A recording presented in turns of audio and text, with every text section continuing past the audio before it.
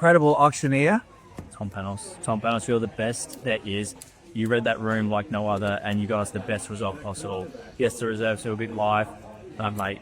Without you, I don't think we walk away with anything. We had the time of our lives. You got to love the guys. In fact, I actually think out of all the years I've been watching the block, this is the couple that I think can maximise commercial opportunities post-auction. Why?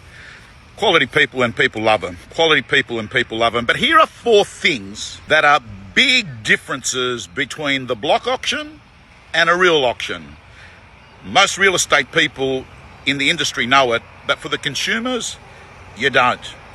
The first thing, let me tell you, very, very rare. In fact, I have never seen it where you put in a vendor bid at higher than the reserve. The vendor bids are normally placed at a figure that the vendor will not take. That's the first thing.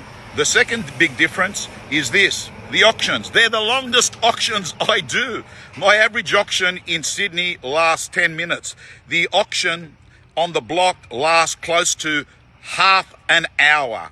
And in fact, on TV, they show 1 minute. I've got to tell you, the contestants see it, they watch the whole auction. The public watch the edited auction. And I have to tell you, what they showed on TV of my auction was less than 5%. In fact, it took me 3 minutes to put the hammer down on Danny at the last bid, hoping we'd get more. The third biggest difference between a real auction and a block auction is the agency agreement expires for the agent on the night of the auction. That's right. Once it's seen on Channel 9, the agency agreement expires. And the last big difference is that some of the bidders actually sleep at the properties before they bid. That's right.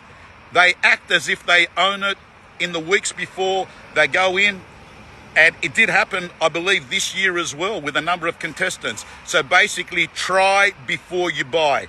Now, that's what I call a test drive. And I've got to tell you, I've never seen vendors in real life act like salespeople, but you do see it on the block.